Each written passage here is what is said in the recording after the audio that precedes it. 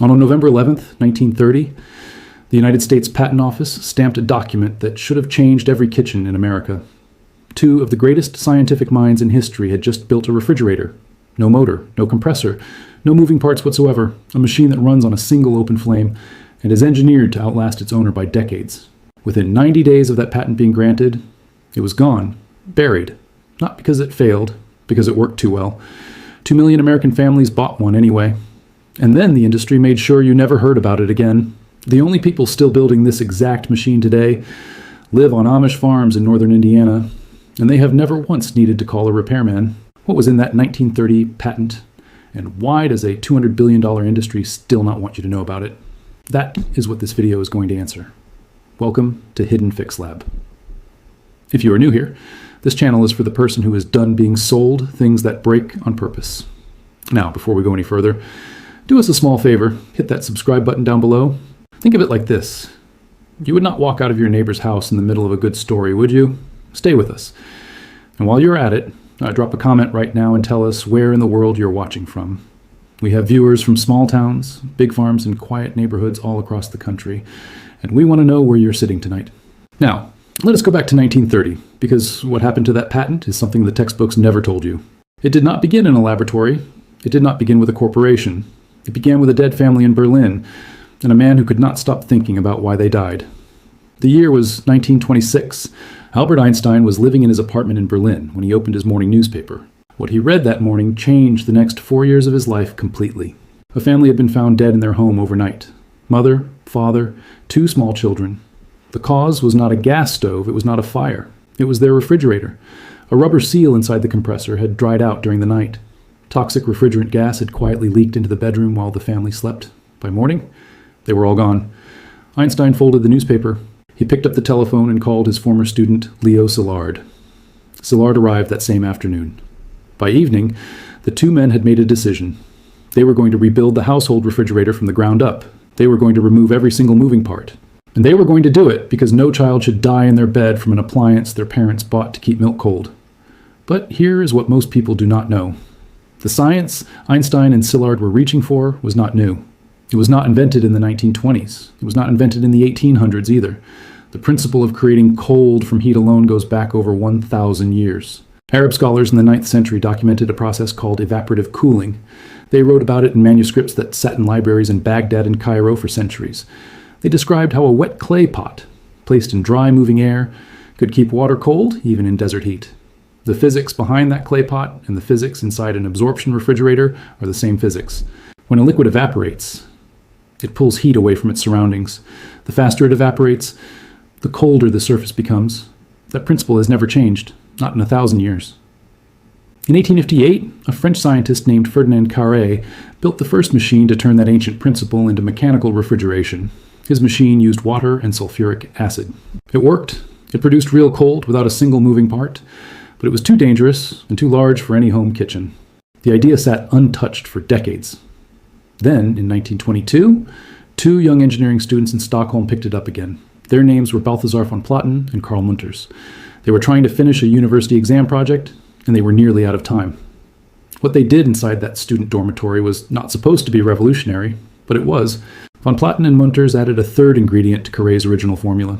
They kept ammonia as the refrigerant, they kept water as the absorbing fluid, and then they introduced hydrogen gas, the lightest element on Earth. That single addition changed everything. By a rule of physics called Dalton's law of partial pressures, the hydrogen lowered the pressure on the ammonia inside the evaporator coil. Lower pressure meant the ammonia boiled at a much colder temperature. As it boiled, it pulled heat out of the food compartment. The whole cycle ran on one thing, a single heat source at the bottom of the unit, a kerosene wick, a propane jet, a wood ember. No pump, no motor, no rubber seal, no compressor. Nothing that could wear out in the night and kill a sleeping family. The Swedish company AB Arctic began producing this machine in 1923. By 1925, Electrolux had purchased the patent. Within a year, they had partnered with an American company called Serval, headquartered in Evansville, Indiana. From 1927 onward, Serval became the only American manufacturer building the silent gas refrigerator at scale, and then Einstein and Szilard filed their own patents, 45 of them, across 6 countries between 1926 and 1933. Their version was sealed inside a single welded steel housing. No rotating shaft, no gasket, no point of mechanical failure, engineered, by Einstein's own words, to never break down. On November 11th, 1930, the United States Patent Office granted patent number 1781541. The names on the document, Albert Einstein and Leo Szilard. The machine was real. The science was proven. The manufacturing was already underway. Within 90 days, the industry made its move, and what happened next is not a mystery. It is just economics. Most people assume that cold is something you create. They imagine a machine working hard, pushing cold air into a box. But that is not how refrigeration works. Cold is not created. Heat is removed. That one sentence explains everything. It explains why a flame can refrigerate food. It explains why the absorption machine works without a single moving part.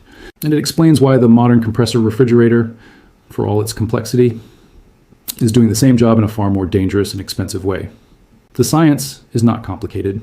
It is just chemistry and physics working together in a closed loop. And once a person understands the loop, they can never look at their kitchen appliance the same way again. Here's how the absorption cycle works inside an easy freeze or a serval unit. At the bottom of the machine sits a small generator. A propane burner heats a solution of ammonia dissolved in water. The ammonia, which boils at a much lower temperature than water, separates from the solution and rises as vapor.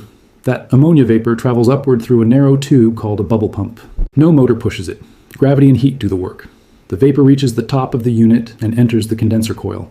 There it releases its heat into the surrounding air and returns to liquid form. The liquid ammonia then drops down into the evaporator coil.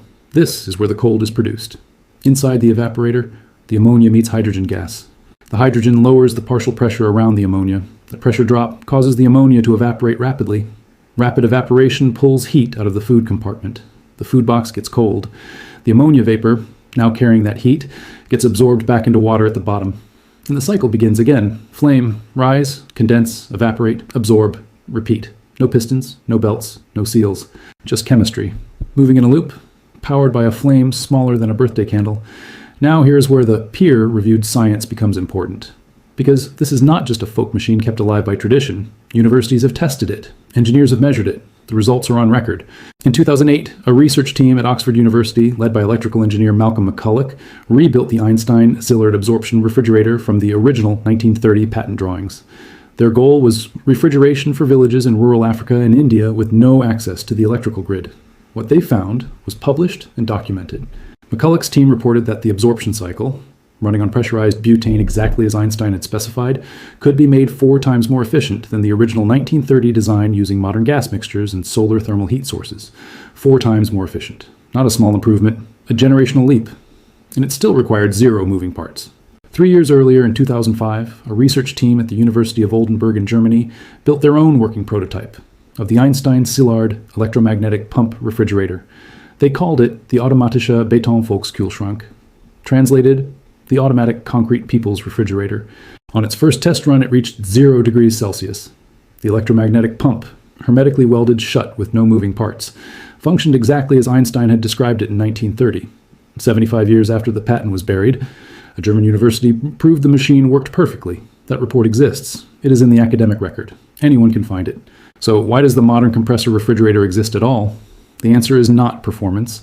The compressor refrigerator loses roughly 70% of the energy it consumes to heat waste and mechanical friction.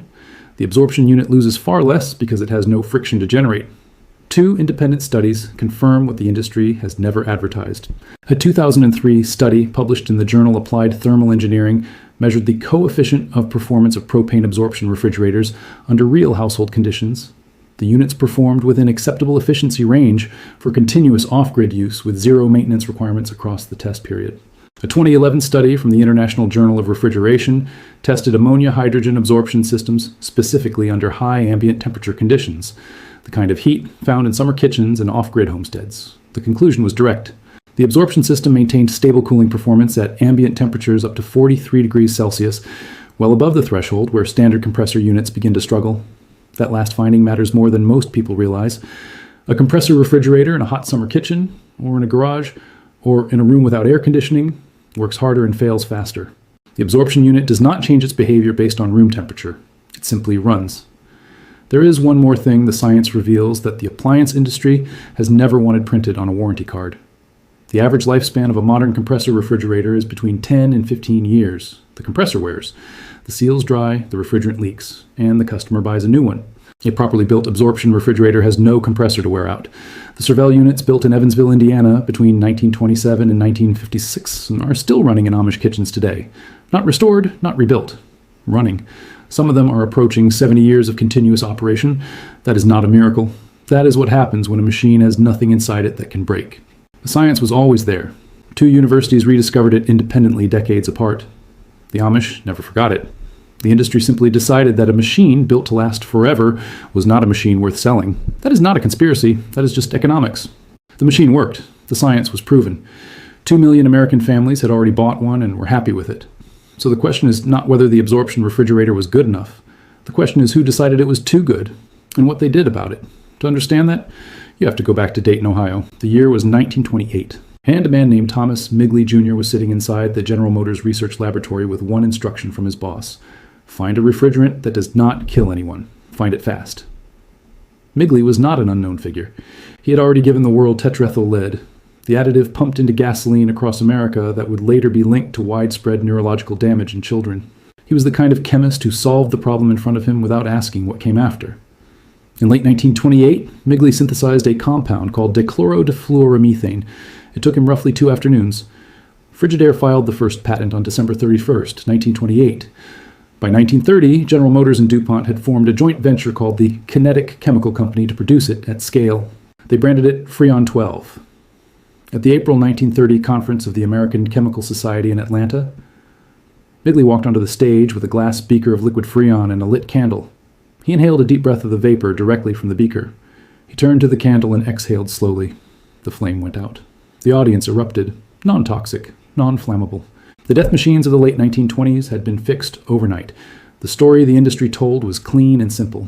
Freon saved lives. Compressors were now safe. The refrigerator problem was solved. What Migley did not mention on that stage was something he had known since 1923. He was already lead poisoned from his earlier work on tetraethyl gasoline. He would spend the last years of his life partially paralyzed from polio. He died in 1944, strangled in his sleep by the rope and pulley system he had built to lift his own body out of bed. But the damage Freon would do did not die with him. In 1974, atmospheric chemists Mario Molina and F. Sherwood Rowland published a paper that revealed what 6 decades of Freon production had done to the atmosphere. The compound was tearing a hole in the ozone layer of the Earth. They received the Nobel Prize for that discovery in 1995. By then, the damage had already been accumulating for 60 years. But that is only one half of the story, because Freon alone did not bury the absorption refrigerator. What buried it was a business decision made in boardrooms, not laboratories. To understand that decision, you have to understand what happened in Geneva in December 1924. That month, the world's leading light bulb manufacturers gathered quietly. Osram, Philips, General Electric, Tungsram. They signed a secret agreement that would later be known as the Phoebus Cartel. The cartel had one engineering goal: reduce the lifespan of the incandescent light bulb from 2,500 hours down to 1,000 hours. Bulbs that had lasted years were now engineered to burn out in months. Profits tripled within the decade. That meeting in Geneva became the template. In 1932, an American real estate broker named Bernard London published a pamphlet titled Ending the Depression Through Planned Obsolescence. He proposed that the government should legally require manufactured goods to expire after a fixed number of years. London's pamphlet did not become law, but the principle inside it infected every major American manufacturing boardroom before the decade was out. The vapor compression refrigerator fit that principle perfectly. It had moving parts. Those parts wore out. Every 10 to 15 years, the customer came back and bought a new machine. The business model was clean and repeatable. The absorption refrigerator was a corporate nightmare. A Cervell unit that left the Evansville, Indiana factory floor in 1935 was still running quietly in farmhouse kitchens in 1985, 50 years. No service call, no replacement sale, no revenue. Maintenance-free was not a feature the industry wanted to advertise. Maintenance-free was a threat to the entire business model, and so the absorption refrigerator was not attacked directly. It was simply starved. Parts availability dried up. Retail shelf space disappeared. Appliance salesmen stopped mentioning it. Home economics textbooks published in the 1940s and 1950s, funded in part by appliance industry advertising, described the compressor refrigerator as the modern standard without ever acknowledging the alternative existed. There was one man who saw all of this clearly and said so on record. His name was Rex Morse. He was a senior applications engineer at Serval during the late 1940s and early 1950s. Morse wrote an internal technical memorandum in 1951 that was later recovered by appliance historians researching the Evansville factory records. In that memo, Morse wrote directly that the absorption unit required no scheduled maintenance, produced no mechanical wear, and that its projected operational lifespan under normal household conditions exceeded 50 years from date of manufacture. He recommended that Serval pursue federal appliance longevity standards that would force competitors to disclose average compressor lifespan on product labels. The recommendation was never acted on. By 1956, Serval had shut down its refrigerator production line entirely. The official reason given was market competition and shifting consumer preferences. The real picture was different. General Motors owned Frigidaire. Frigidaire had Freon under patent through the Kinetic Chemical Company. The distribution networks, the retail chains, the appliance financing programs of the post-war American housing boom, all of them were aligned behind the compressor refrigerator. Serval was not defeated by a better product. It was outspent, outdistributed, outfinanced. A $200 billion industry did not need to argue with the science. It simply needed to make the alternative invisible. And for the most part, it succeeded. Almost every American forgot the absorption refrigerator existed. Almost every American. Because while the industry was erasing 60 years of quiet refrigeration history from the public record, a community in Pennsylvania and Ohio and Indiana was doing something the boardrooms in Dayton and New York never planned for. They were buying every Serval unit left in the warehouse. They were storing the parts. They were keeping the cycle alive one farmhouse kitchen at a time. And they were never going to stop.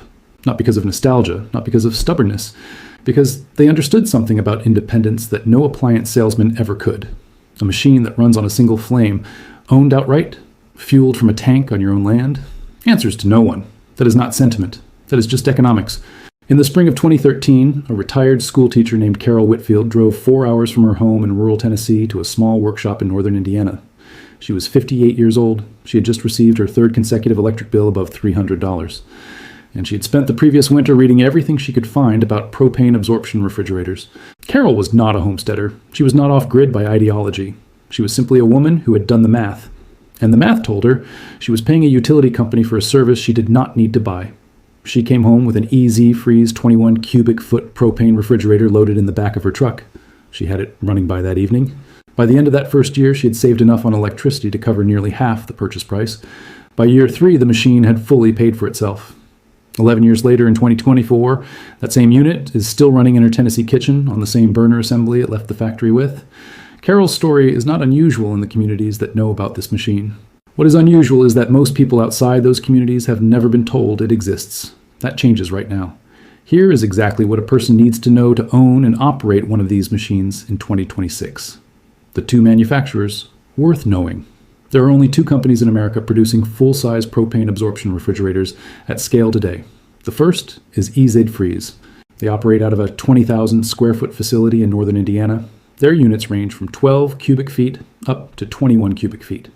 The 21 cubic foot model is the largest propane refrigerator manufactured anywhere in North America. EZ Freeze units carry a 7-year warranty on the cooling unit. The cooling unit itself is a bolt on assembly.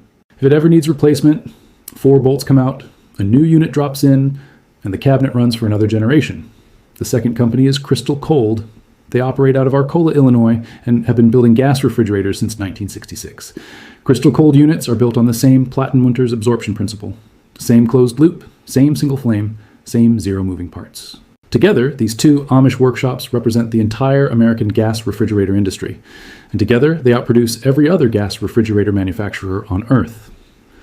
What these machines cost in 2026. A new EZ Freeze 21 cubic foot unit runs between $5,400 and $1,700 depending on configuration. A Crystal Cold comparable unit sits in a similar price range. That number sounds high until a person does the math Carol did in Tennessee. The average American household spends between $100 and $150 per year running a standard electric refrigerator. Over 15 years, the expected lifespan of a compressor unit, that is between $1,500 and $2,250 in electricity alone. Then the compressor dies, and they spend another $800 to $200 on a replacement machine. Total cost over 15 years, between $300 and $3,450. A propane absorption refrigerator running on standard propane uses roughly 1.5 pounds of propane per day under normal household conditions. At current propane prices, that works out to approximately $200 to $250 per year in fuel. But the machine does not die at 15 years. It runs for 50, and it never calls for a repairman. 5 things. Every owner must know first, level the unit precisely. The absorption cycle runs on gravity. The ammonia and water solution must sit at an exact balance inside the bubble pump. If the unit is even 1/4 of an inch off level, the cycle stalls. Cooling drops by as much as 30%. Use a good bubble level. Adjust the front feet. Check it once a year. Second, red the flame regularly. A correctly burning easy freeze unit produces a clean blue cone roughly 3/4 of an inch tall. If the flame turns yellow or lazy or produces any visible smoke, the orifice is dirty. Shut off the gas, let the unit cool completely, unscrew the burner shield, and brush the orifice with a soft brass brush. The flame should return to clean blue within 60 seconds of relighting. Third, understand what a warm refrigerator compartment is telling you. If the freezer section is cold, but the main compartment is not cooling properly, the burner orifice is almost always the cause. The cooling unit is being starved of heat. Clean the orifice first. Replace the thermocouple second. Call the factory third. In that order. Every time. Fourth, if ammonia smell ever enters the kitchen, act immediately. Shut off the propane at the tank. Open every window and door in the building. Leave the space and stay out. Ammonia leaks inside absorption units are rare, but when they happen, the entire cooling unit must be replaced as a sealed assembly. No welding, no patching. The internal pressure is too high for field repair. Fifth, give the machine room to breathe. Absorption refrigerators dump their heat through a condenser coil on the rear of the cabinet. A minimum of 6 inches of clearance is required on both sides. 12 inches of clearance is required above the unit. Do not build it into a sealed cabinet. Trapped heat around the condenser will cripple the cooling cycle regardless of how well the burner is performing. Those 5 rules are the entire maintenance manual. No licensed technician required, no annual service contract, no proprietary diagnostic software that only the manufacturer can run. What this machine actually represents. Carol Whitfield figured it out on a long winter evening in Tennessee with a stack of old appliance manuals and a calculator. The Amish figured it out in the 1950s when Serval closed and they bought every remaining unit by the truckload. Homer Schwartz figured it out in 1989 when he started Easy Freeze in a northern Indiana workshop because the community needed a machine the industry had stopped making. What all of them understood is the same thing, a refrigerator that runs on a single propane flame, stored in a tank on your own land, paid for in cash, with no moving parts to wear out, and no utility company reading your meter every 30 days, is not just an appliance. It is a declaration of something quiet and permanent. The industry buried this technology in 1930 because it could not monetize a machine built to last forever. That is not a conspiracy. That is just economics. But economics only works when people do not know the alternative exists. Now they do. This has been Hidden Fix Lab. If this information was useful to you, share it with someone who is still paying for something they do not have to buy. And if you are sitting on an old Serval unit somewhere in a barn or a basement, do not throw it away. It may already be worth more than the refrigerator sitting in your kitchen right now.